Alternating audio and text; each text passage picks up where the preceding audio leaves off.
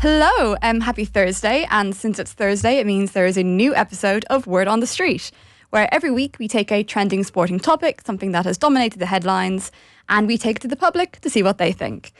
Now, it was a very busy weekend of sports just gone, and we could have talked about so many things, but since we have a Cork woman on the panel, I felt it was only right that there be no other option than to talk about the Munster Hurling Final and those controversial penalties, to say the least.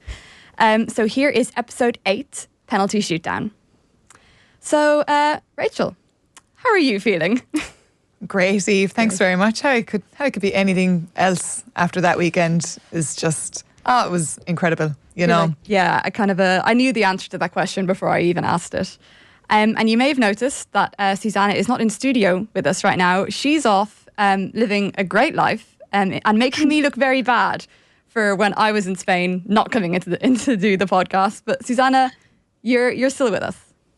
No, to be fair, you did take annual leave. I'm not taking annual leave.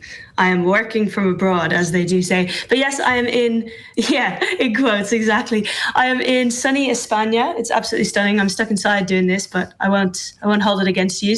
But yeah, the land of paddle. Rachel, remember when we were talking to, was his name Alvaro? Yeah. The Paddle Week? Yeah, and he was saying like paddle's the second biggest sport in Spain. The first thing I saw when I flew over Malaga Airport or flew into it was just paddle courts everywhere. So he wasn't lying. It's massive. Oh, we'll have to do a follow-up, Ep. Go out there and get some content. Yeah, if anyone wants to sponsor us to do a Word on the Street trip to Spain, I'm there. Yeah, we need to make sure we don't fall behind, we need to be up to date on our paddle. Yeah, stay relevant. So yeah, I guess speaking of relevant, it feels like even though the hurling final was Saturday, people are still talking about it. It's not left any of the headlines.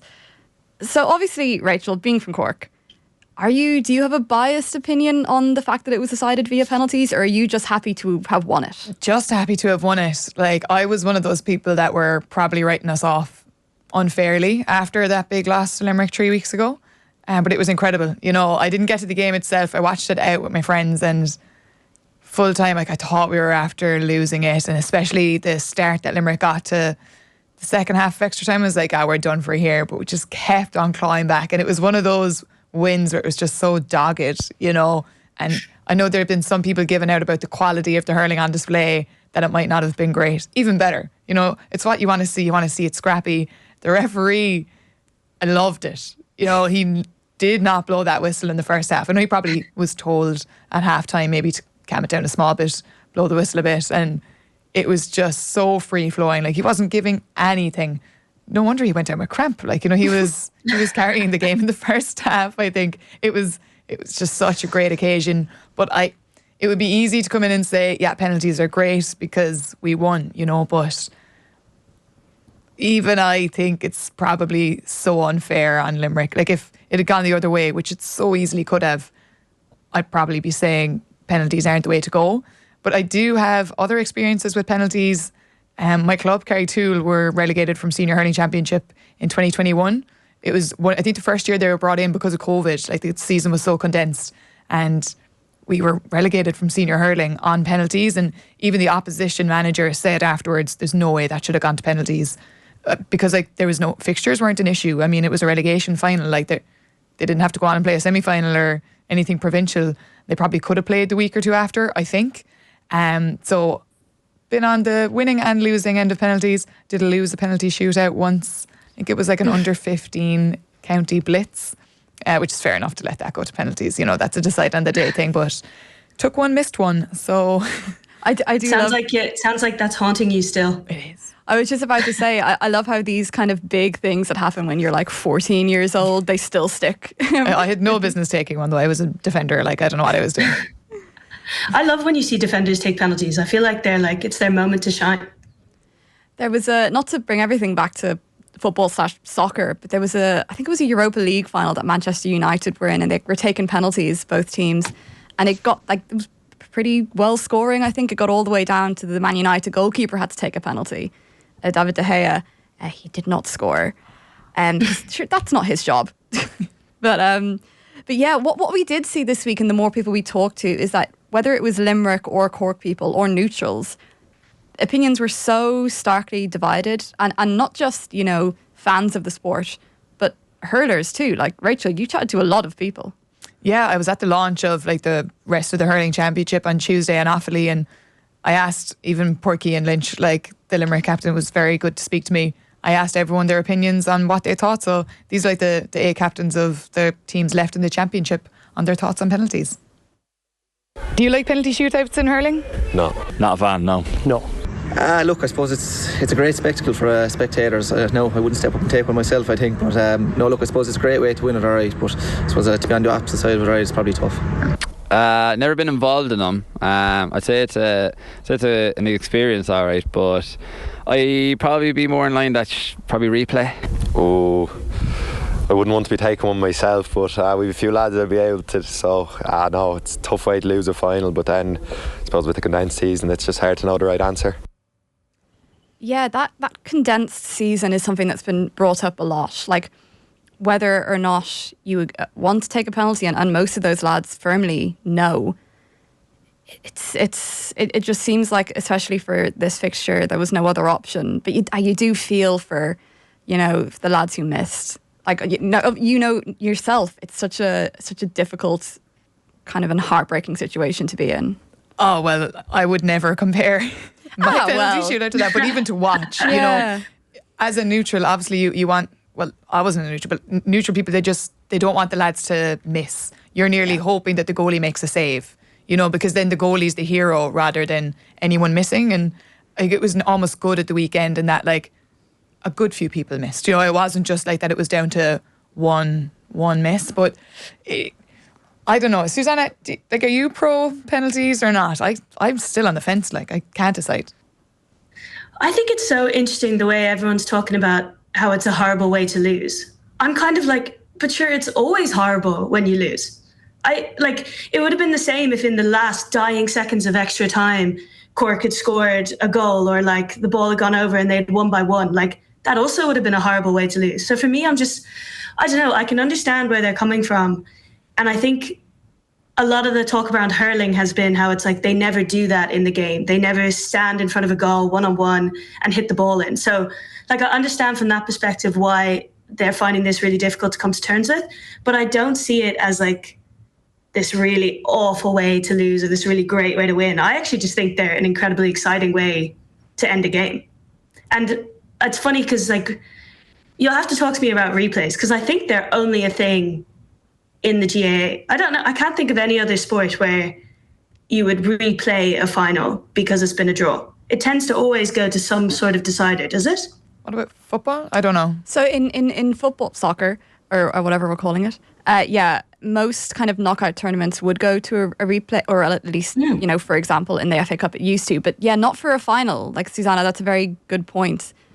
GAA, I do think, is probably quite unique in this, and maybe we're just used to it. And the idea of a penalty shootout like this is still so new. And I think I'm right in saying that this is the first time that something as big as a Munster Hurling Final has been decided on penalties. Yeah, at inter-county level anyway, definitely, yeah. And Perky and Lynch, I remember he said during the week that he actually didn't know during the game that it would end up going to penalties. I don't think it's kind of ingrained in the GAA culture in this country yet to have... Oh, not at all. Yeah. It's still a novelty, and like what you say there, Susanna, like, it's interesting. GAA then is compared to like soccer and rugby, like it's an amateur sport. And I spoke to Patrick O'Donovan yesterday at the Women in Sport funding launch in Sport Ireland. He's the Minister for Culture, Communications and Sport, and he made an interesting point about the players being amateurs as opposed to their more well-paid soccer counterparts. Well, look, it was a draw and it was a fabulous game, and I would agree with the president of the GAA. I think provincial finals and All-Ireland finals should not go to penalties.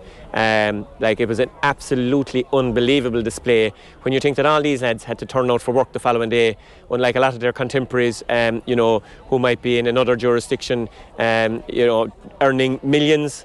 All these fellas had to go to work the following day and prepare themselves for another match. There was no losers on the day, and I think they should have left it at that. I think it should have gone to a replay, and I would hope in the future, and I know that Jarlath Burns said this as well, provincial finals, particularly in Munster, there's something really special about Munster hurling, and there's particularly something special about it over the last number of years. Everybody that was there last weekend would have given their right arm to go to Páirc Uí Chaoimh next Saturday or Sunday to avenge that result. But sure, look, we might have an opportunity at some stage in the future. We're getting really, we're moving up in the world. We're getting ministers now on Word on the Street.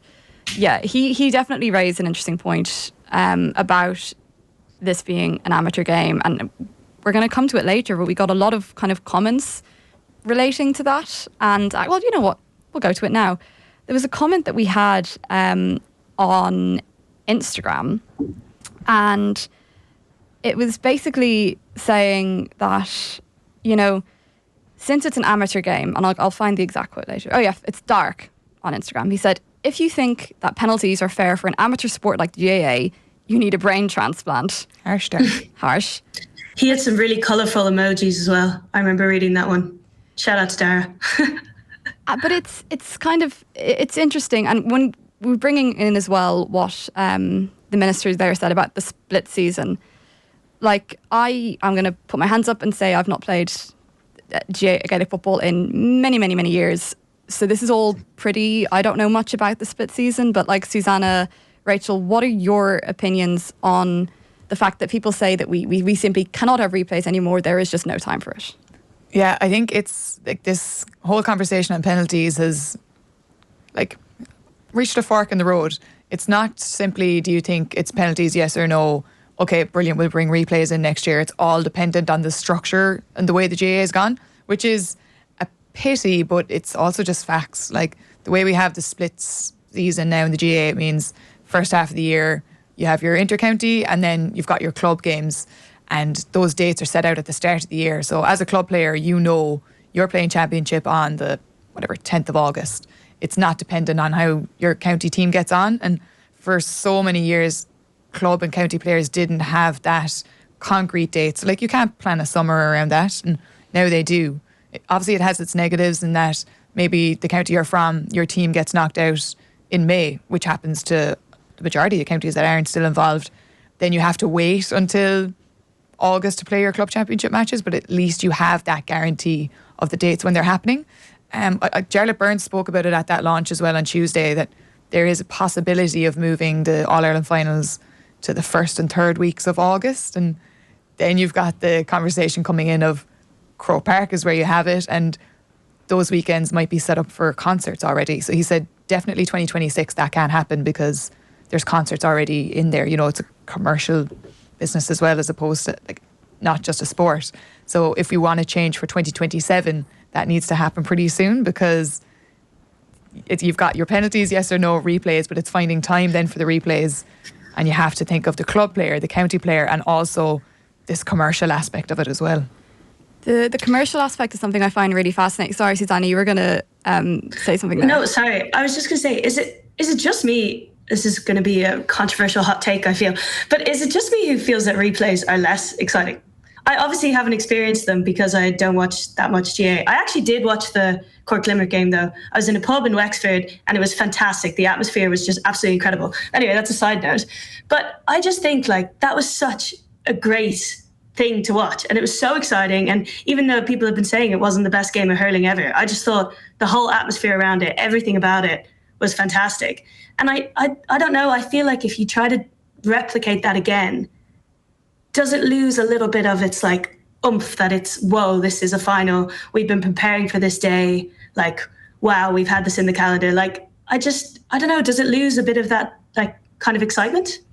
No, I would fully agree. I think that's kind of ties into what I was about to say. I feel like for so long the argument for replays were that it's so financially important for the GAA, but like as you say, Susanna, the feelings that playing in that watching a provincial final, you know, on the day, getting it decided on the day. I mean, I'm sure you know when you knew that you'd won, you know, for the first time in 8 years, Cork haven't won in quite a while. Yeah. Like that sentiment and that kind of emotion that after so long, like the 70 minutes of normal time, the 20 minutes of additional time, all the stress of the penalties, you know, it's such an emotional kind of outpouring that I feel like is so special in sport. Yeah, it was incredible. Rob, thanks for the DM, Rob, said the game has to end on the day of the final. The penalty shootout resentment comes from us hating soccer. As a spectator, you fight tooth and nail for a ticket, and it does so much for the game for it to build for 90 minutes. I understand it has to end with penalties. I understand it hurts to end with penalties in such a soccer way. But after the Munster final, you go home knowing what tickets you're buying next.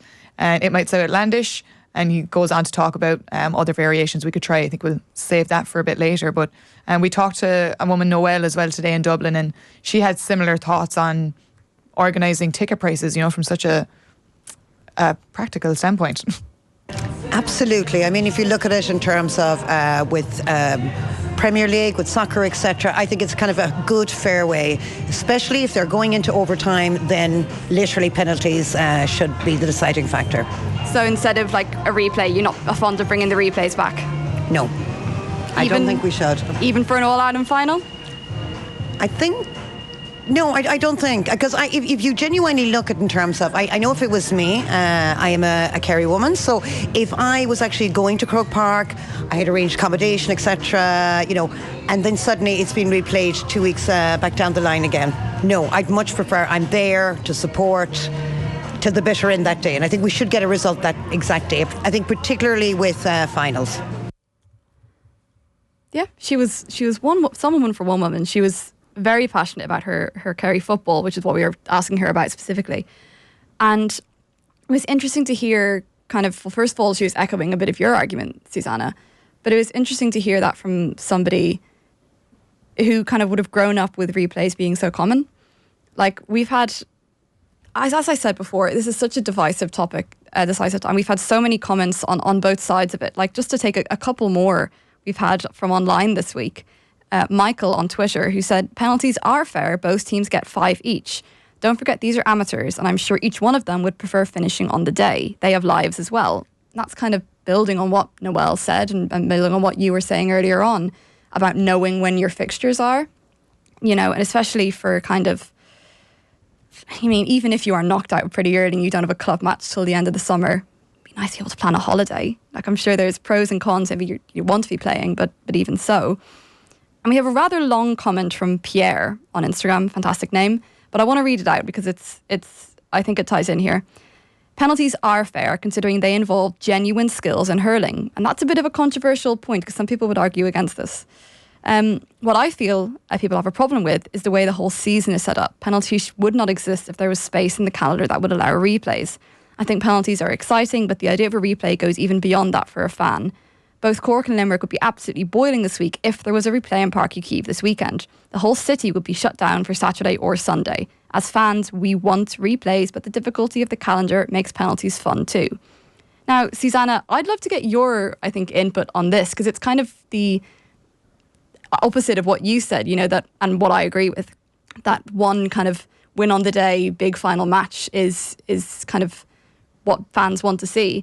But Pierre is there saying, we're denied of bringing a really exciting replay down to Cork. Yeah, I don't know. I've never watched a replay, so maybe they are even bigger and better than what I watched the other day. But I saw a lot on TikTok of people saying, oh, you try to do a replay, then, you can't win. The GAA can't win. They'll turn around and say, oh, the GAA are money grabbers and they just want us to pay an extra 20, 30, whatever, how much a ticket is, to go again.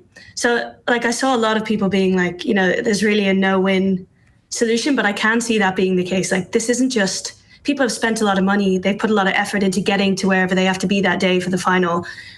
Okay, maybe for the Munster final, they've travelled less far, but in other scenarios, they have to travel a long way maybe. And you're asking them to take time out again, do that again, pay again. And then also you're asking the GAA to put everything up again. So I don't know. It's hard to say because I've never seen one, but I do have a question on, he said at the start, penalties are a skill. And it's interesting, a lot of the hurlers that I've heard come out about this in the past week or so have kind of said, we don't train for this. We have never trained for this. So why are we doing it? Is it just me, or is it a strange thing to ask, why haven't they trained for it?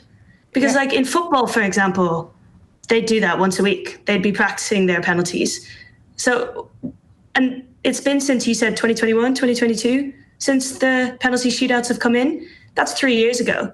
Why aren't they taking this on board and practicing?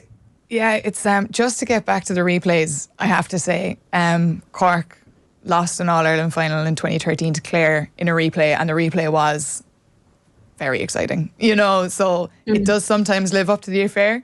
But in terms of skill level, so it's different for soccer, Susanna. Like in hurling, only the free taker ever really rises the ball without putting it into his hand. So like if you're not the free taker, you're not practicing that lift and strike ever really. Like there's kind of no point.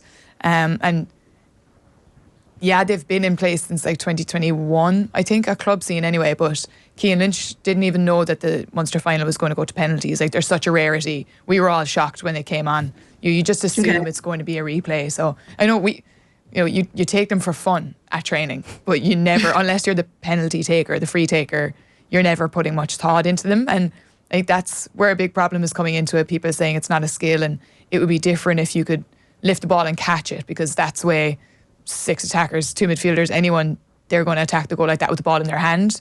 Whereas it's real like free taker skill not to catch the ball. And this kind of deciding a match is a debate in a lot of sports. I mean, the Roland Garros final in the French Open in tennis this weekend went to a super tiebreak in the 5th set. Now, for anyone who doesn't follow tennis, this means that it got to 6-6 in the 5th set after hours of playing, 5 hours, over 5 hours. I was watching it on my phone on the train, and then I was watching it on my phone walking through the city, and then I was watching it on my phone on the Lewis, and I bumped into so many people. I apologise.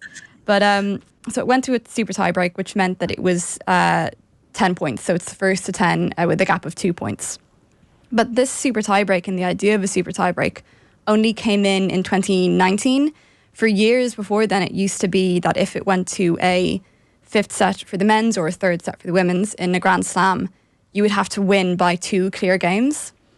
And that's what I kind of, I grew up watching this. That's probably why I love it. Everyone's favourite music is what came out when they were 12, and everyone's favourite everyone's favourite player is who was playing when they were, you know what I mean. So I grew up watching this, and I loved it. I think it's a really different skill set than the 10-point tiebreak. If you need to win by 2 clear games, it's such a difficult task, whereas the super tiebreak is mentally, I think, a lot more draining, and you're a lot more panicked and a lot more on edge. So it's a whole different skill set. Why did they get rid of it? So Susanna mentioned this the other day. That goes on for days. Yeah. Can go on for days. So I don't know what it was, Eve. Was it in, what did we write? It was Wimbledon 2010. There was a match between John Isner and I'm going to pronounce his name right. It was against Mahut in Wimbledon in the first round. And this match went on for 11 hours and 5 minutes over 3 days, with John Isner eventually winning 70 games to 68 games in the 5th set. That must have felt amazing when he won that final game to go 2-up after 3 days. Like, can you imagine? You'd actually collapse. He did, and he lost the next round instantly because he was just so exhausted. And so that's in tennis, and then you look at soccer, football, and we're talking so much about not only penalties but replays. Like penalties in soccer, they're always going to be there. They're part of the game. That's fine. In replays, the FA Cup has scrapped replays this year because they're saying that players are overtired. And then you see players going on very long post-season tours of Asia for friendly matches, but we'll ignore that for a second. They've scrapped replays, which is, I believe, really financially hurting lower league teams. So it's kind of the opposite nearly of what, it ties into what we're saying about the GAA. But having talked so much about replays, having talked so much about penalties, what we need to look at, or what a lot of people this week have been looking at, is alternatives. And we chatted today to two very big GAA fans, 2 little young girls, Caoimhe and Farron, and here's what they had to say. No, not really. Oh, and why do you think that? Because I think just it's more of a soccer thing, and I think it would be better to a point out or something, from the 45 line or something like that. And do you agree? Yeah, I agree. Do you play GAA yourselves? Yeah. Have you been involved in a penalty shootout yet? Yeah. And did you win or lose? We lost. So you think it's something that's more in tune with the actual game would be better? Yeah, definitely. They were so cute. And they made great points. Sorry, Susanna, did you want to bring in another? Sorry, they do make great points about how they maybe need to change from that kind of penalty shootout style to something different, which I'm sure you guys are going to come on to. But just going back to the tennis and the football thing, I think it's really interesting that although maybe you're not a huge fan of the tiebreak in tennis, they do follow, it's this weird mathematical thing where basically they follow something called I'm not going to be able to pronounce it, but the Prouhet-to-Morse mathematical constant, which basically means they go A, B, B, A, B, A, A, B, I think. So one person serves, then another person serves twice, then it goes back to the first person served twice. And it basically means that their level of luck is 50-50, their chance of like winning the tiebreak. And a lot of people have said in football that the team that goes first, I think, is like a 60% chance of winning, or it's the other way around or something like that. But basically that it's not fair that they go 1-1-1-1, if that makes sense. And they need to change it around and bring in this mathematical thing into football. And I think whatever sport, it's such a random thing to think about, but it really kind of blew my mind when I saw it, that in whatever sport you're taking penalties in, surely you make it as fair as possible. Like there's already so much controversy. This tiny little switch would help. I don't know if it would change the whole thing, but it would help a lot, I think. Yeah, because fairness and the idea of fairness is what kind of we were asking people this whole week, like, are penalties fair in the first place? And when you have them in, or you have a tie break in like football or tennis, you need to be thinking of those methods to try and even out the odds. But I guess what we're talking about with hurling and with Gaelic football is a more kind of existential question of should penalties even be a thing? Because what Caoimhe said there about maybe taking, on the 65 line, would you be more in favour of that? I don't know. Sometimes it's like, you have to look at it as like people say, oh, penalties are too cruel. They're too cruel a way to lose a match. And like Susanna said earlier, like that last ball that went in, Darragh Fitzgibbon's 65, that could have very easily gone into the back of the net. And that's just as cruel as losing on penalties because, say, it's a fumble by the keeper. So you need to look at it from those two point of views. Yeah, are penalties a cruel way to lose a match? Would a 65 competition be just as cruel, but there aren't two people involved? I don't think the 65s would be a better option. I mean, at least with the penalties, you've got the keeper involved. The keeper doesn't get a chance to shine a lot of the time, especially if the play is up the other end of the pitch. In terms of what you were saying about the different kind of methods that we can do, like trying like first to 5 points or something like that, there's been so many ones bounced around this week, so many suggestions from different people. And it does seem like people are eager to have a way of deciding a match for a winner on the day. But with this being the first top tier level match going to a penalty shootout, I think either we need to get used to it or it needs to be changed, because what should have been just a jubilant occasion for Cork has maybe been slightly overshadowed, perhaps, by all of this talk. But, we said at the end of last week's podcast that we'd hoped something very dramatic would happen over the weekend, so we'd have something to talk about, and certainly that was what had happened. So I'm going to hope for another very dramatic weekend of sport this week, so that we can talk again next week with as much kind of enthusiasm from the public, which was fantastic today in the rain in Dublin. People were very willing to chat to us. Susanna, you're a legend for joining us from Spain. You're very welcome. I'm off to play paddle. I'm joking. I'd love to know your final thoughts. We spoke about it all day today, and I think I changed my mind at least 3 or 4 times throughout the day. What are your final thoughts on how it should be resolved? We need a winner on the day, but it cannot be penalties in hurling. Susanna? I agree. We need a winner on the day. I'm not a fan of replays. I do like your win by 3. I think somebody else spoke about that. Like, if it doesn't go in extra time, maybe you go to golden goal and you have to win by 3 points. I think that's the way to go, but I'm stealing somebody else's idea. Yeah, it's like that silver goal idea where it's not the first person that scores, it's whoever's ahead at like 5 minutes of extra time. Yeah. But I think that's the same in tennis. Yeah. Like, even in the tiebreak in tennis, you still have to win by 2. Yeah, so you need to do it nearly both ways though, because if one team gets to play with the wind and it's only one half, like that's hugely advantageous to them. So you nearly have to play like almost just 5 minutes extra time. And Extra time. Yeah. Never-ending football, never-ending hurling, never-ending sport. That's it. You just never want the Munster Championship to end. That's why. Oh, typical Cork woman over here. Listen, thank you, Rachel. Thank you, Susanna. And we will see everybody next week for another episode of Word on the Street.